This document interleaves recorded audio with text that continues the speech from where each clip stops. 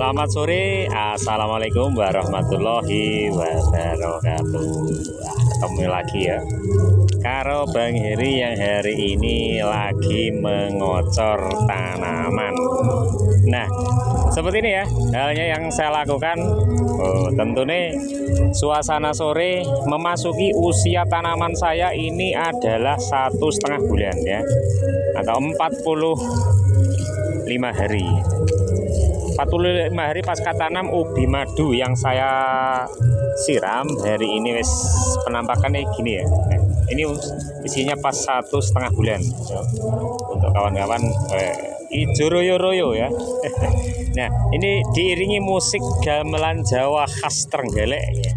Karena saya berada tidak jauh dari orang yang sedang hajatan. Wes di sana lagi main musik, saya main air ya, seperti ini. Nah, oke kawan, hari ini agenda ini ya segini ya. Sampai sana nanti saya akan menyiram. Sing penting urung peteng tetap melakukan aktivitas ya hari ini. Nah, oke, di sini sudah jam 3 sore ya, waktu Indonesia bagian dongko Indonesia Barat. Nah, penampakan kayak gini lah. Nah, ini terima kasih juga buat kawan-kawan yang hari ini masih menyimak channel Bang Heri yang agendanya sore-sore menyiram ini ubi jalare yang sudah kehausan. Nah, memang seperti yang kemarin saya bilang pada video sebelumnya, nek tanahnya wis kering, nah itu hukumnya wajib ya, nggak sunah lagi. Ya cuman ini tidak perlu basa-basi, yang penting langsung eksekusi, tapi bukan panen tapi penyiraman ubi jalar ya. Lakukan dengan tensi yang cukup sederhana, singkat saja ya. Karena kurangnya adanya air. Jadi kita sebagai petani harus menyikapinya bagaimana. Carane mengatasi tanaman itu lek wis kekeringan seperti ini ya. Sudah wajib harus kita siram karena identik sekali untuk adanya hama, juga faktor pertumbuhan umbi pada ubi jalar ya jenis apapun ya. Yang jelas kalau kekurangan air itu pasti akan memperlambat pertumbuhan ya. Jadi memang air adalah salah satu komponen terpenting untuk kehidupan ya, bukan cuman tanaman tapi juga ya semuanya makhluk hidup ciptaan Allah itu pasti memerlukan yang namanya air ya. Contohnya ini ya, nah seperti ini ya. Nah, untuk 1,5 bulan ini ubi madu yang berada di lahan ini tanamnya tanggal 9 Juli 2024 ya. Jadi takut dino iki ya anggaplah 1,5 bulan ya. Mungkin pomo meleset itu ya sedino rong dino ya. Nah mas, oke, ini gimana kalau dicek umbinya ya? Kok pertumbuhannya mungkin dibandingkan di tempat lain di kawasan datar ini pasti akan jauh berbeda pertumbuhannya, apalagi di area kota yang tanahnya berpasir dan udaranya pun panas, tapi kandungan air yang berada di tanah itu pasti akan lebih banyak dibanding di pegunungan. Kalau di tempat saya yang namanya kekeringan ya memang benar-benar kering ya. Jadi kalau kita nggak menyiram secara teratur itu pasti akan terhambat pertumbuhan ubi jalar. Contohnya saja seperti ini ya. Nah, ini adalah tanaman yang saya tanam yaitu jenis ubi madu di usia 1,5 bulan. Penampakan ini masih seperti ini ya. Kalau dibanding yang sering diguyur air itu pasti beda jauh ya. Tapi untuk kualitas ubinya, umbi atau isi, nah seperti ini ya, kita cek aja ya. 1,5 bulan ini sudah lebih besar dibanding jari saya. Ini walaupun mempunyai batang yang cukup kecil, tapi untuk umbinya wes ya lumayan lah. Dengan jari saya itu lebih besaran isi tanaman itu sendiri ya. Yang penting kualitasnya nanti akan bagus ya, sesuai dengan harapan itu ya. Untuk kawan-kawan yang suka dengan tanaman ubi jalar ya dimanapun berada, nah simakan ya, kita sama-sama menyimak kalau kita sedang menyiram. Pokoknya tanaman kalau sudah disiram walaupun intensitasnya cuma sedikit akan mempengaruhi pertumbuhannya. Ini saya menuju selang saya ada yang copot. Ini ternyata bener ya, lari ini sambil lari. Ini ada yang lepas. Bentar, tak sambungnya dulu. Oke, tak lanjut nih kawan. Ini pertumbuhan ubi jalar saya di 1,5 bulan kayak gini ya. Nah, cocok banget ya. Kemarin ini sempat sudah saya siram 1 kali, tapi ini perlu kita siram kembali ya. Karena memang suasana di tempat saya itu sangat kering sekali.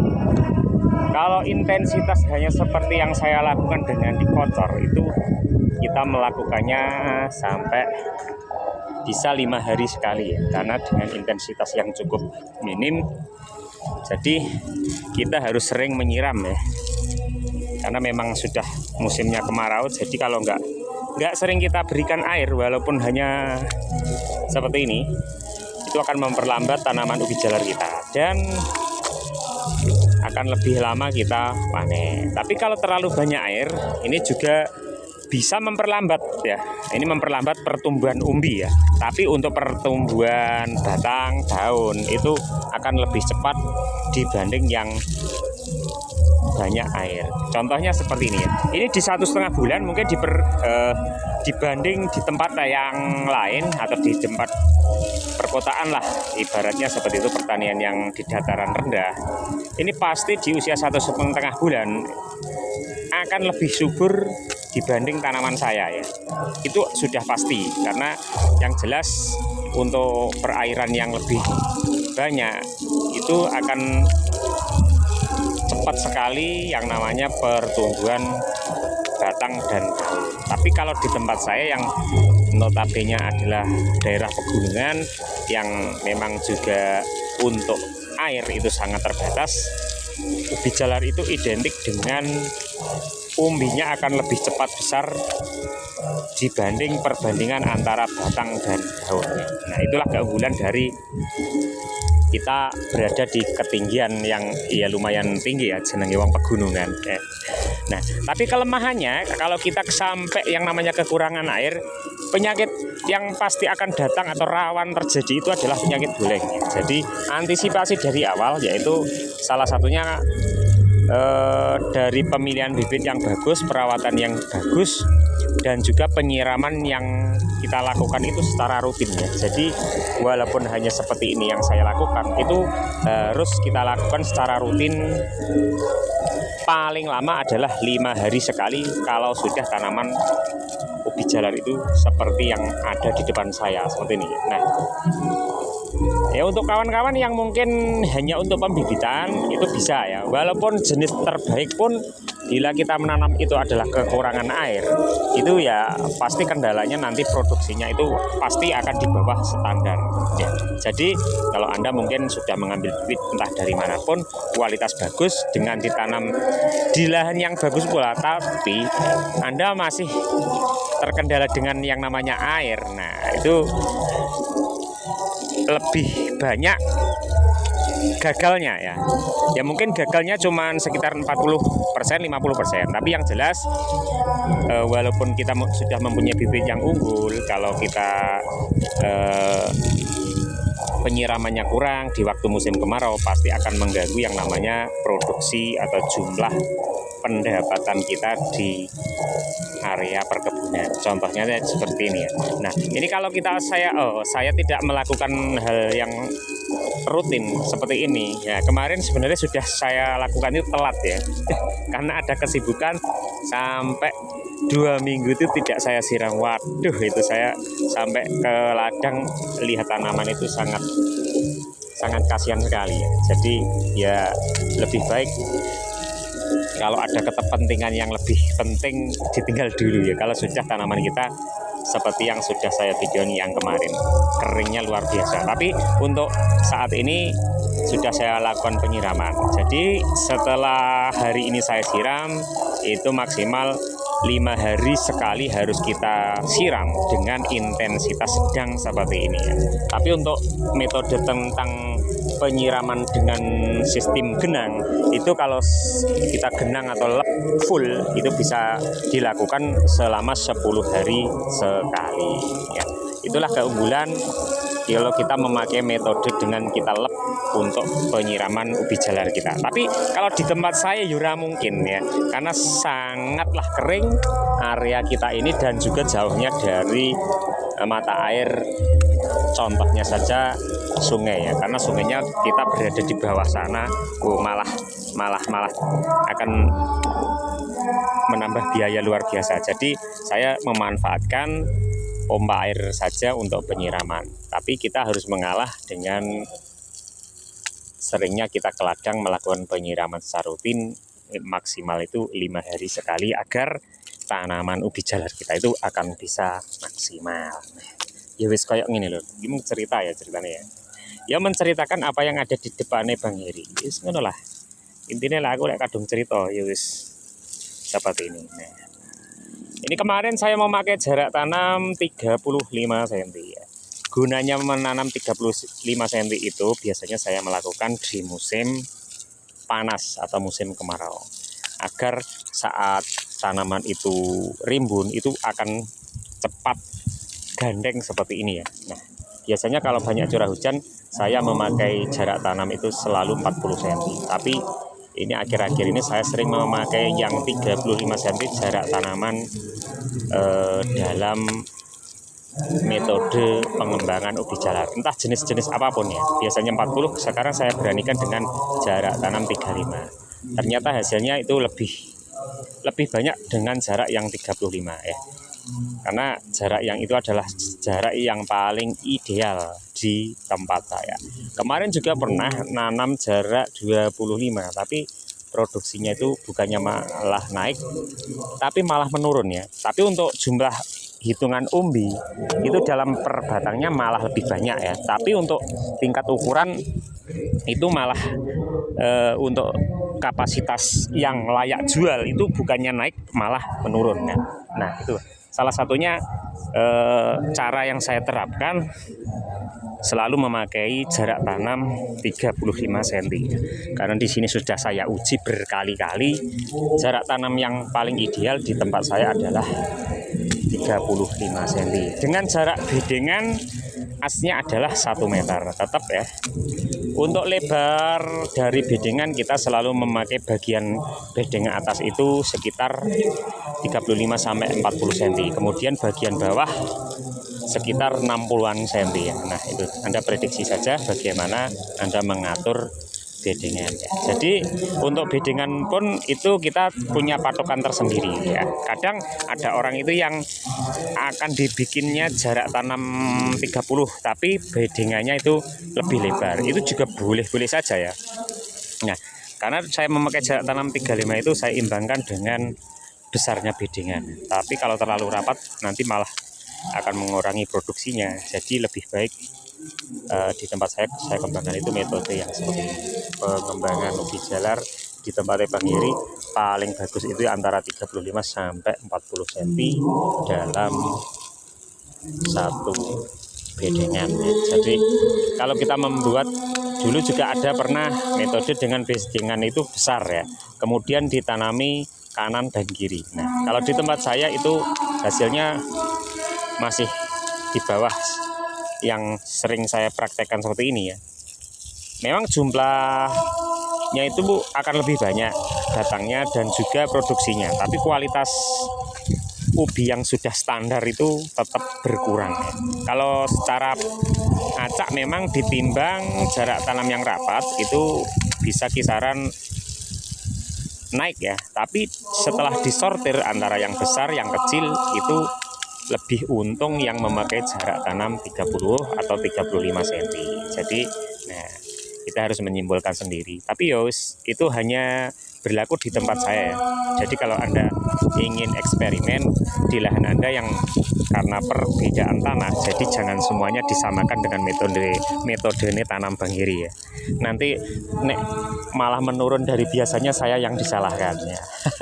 Ya, itu hanya pengalaman dari tempat saya. Jadi metode jarak tanam itu kita harus mengikuti tingkat kesuburan tanah yang ada di daerah masing-masing dan juga pembuatan lahan atau bedengan ya. Bedengan pun mempengaruhi ya.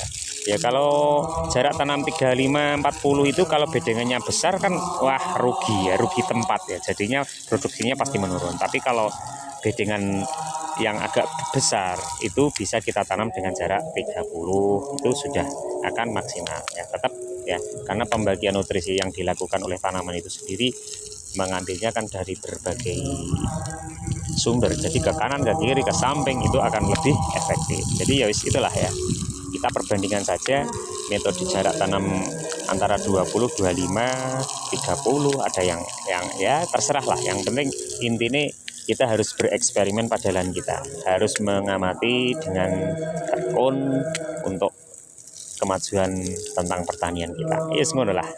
Saya pun juga sering ya yang namanya bereksperimen.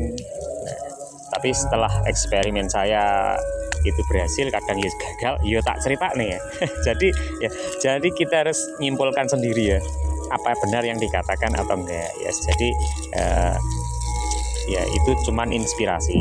Nek pas ya dicontoh, nek enggak pas ya aja dicontoh ya. Yes, ngono. Intinya enggak harus monoton memakai caranya Bang Heri untuk bertani ya.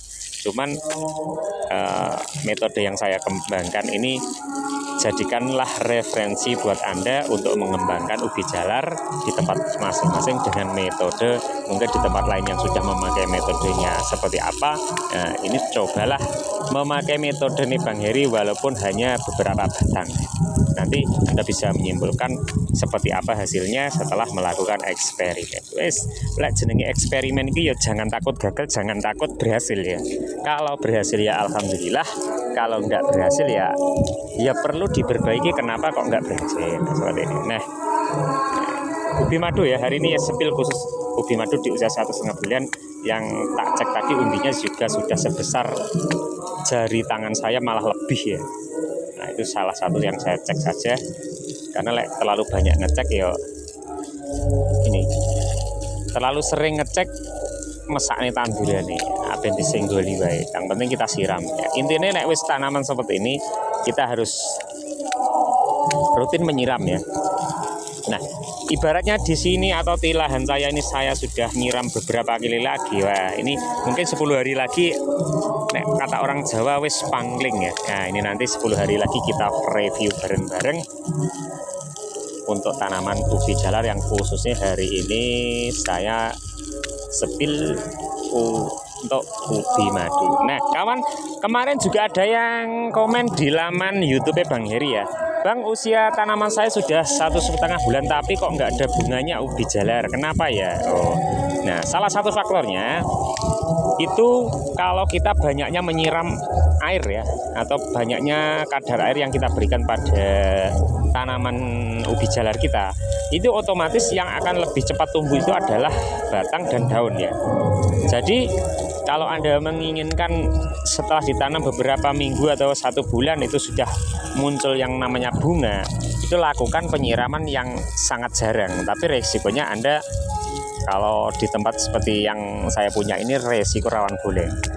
Jadi pengaruh faktor air lah yang pertama mempengaruhi datangnya atau adanya bunga untuk ubi jalar ya. Bisa menandakan ya bahwa ubi jalar yang berbunga itu pasti akan mempunyai kualitas rasa yang lebih manis ya. Itu sudah bisa kita buktikan dengan banyaknya muncul bunga di musim kemarau. Jadi apapun tanaman jenis apapun, kalau musim penghujan itu rasa pasti akan lebih hambar ya. Jadi untuk rasa pasti lebih manis di musim kemarau. Jadi ya itulah kesimpulannya. Tapi jangan khawatir, walaupun belum punya bunga, kalau ditanam saat seperti ini umbinya Anda bisa ngecek pasti akan bagus ya. Karena untuk fase berbunga memang terjadi di saat banyaknya panas atau kekurangan air. Jadi walaupun musim panas, kalau Anda memberikan nutrisi air itu full terus menerus ya pasti jarang sekali ya adanya bunga. Jadi ya wis tidak masalah ya. Tapi biasanya kalau terlalu banyak air, semua jenis ubi jalar itu masa panennya pasti akan bertambah lama ya. Itu berlaku wis pokoknya sembarang ya. Seperti halnya ubi lembu madu yang saya kembangkan di lahan saya ini, kalau di tempat saya di musim penghujan itu bisa mencapai 4 bulan ya, 3,5 4 bulan itu baru panen dengan maksimal. Tapi kalau musim kemarau jenis apapun itu 3 bulan pasti panen. Bahkan di varian-varian tertentu milik Bang Heri, contohnya gemoy, ada pelangi, ada si madu merah, ada juga gemoy, itu kita bisa panen di masa-masa atau di usia yang masih 2,5 bulan. Itu sudah mempunyai kualitas rasa manis, juga umbinya yang sudah besar-besar ya. Nah, jadi keunggulan dari produknya Bang Heri. Oke kawan, hari ini sambil menikmati musik alunan gamelan Jawa ya, karena hanya sekitar 200 meter berseberangan sungai. Ini saya berada di, ada yang hajatan, itu bus travel ya. Jadi sudah dari kemarin sore itu musiknya nggak berhenti ya. Tapi terima kasih untuk hari ini sudah menyimak. Bang Heri sedang menyiram ubi jalar yang lagi haus ya. Jadikanlah apa yang saya ceritakan tadi mungkin jadi renungan, bahkan menjadi pertimbangan untuk Anda mengembangkan ubi jalar di tempat Anda masing-masing. Yes. Intinya nek kayak gini mung wajib siram ya. Tidak usah ditunda lagi biar hasilnya bisa maksimal seperti yang diharapkan. Oke, terima kasih. Bila ada kata kurang lebih saya mohon maaf. Tetap merdeka di bulan Agustus hari ini ya. Di tanggalnya hampir habis, tapi tetap semangat 45. Salam Tani Indonesia. Assalamualaikum warahmatullahi wabarakatuh.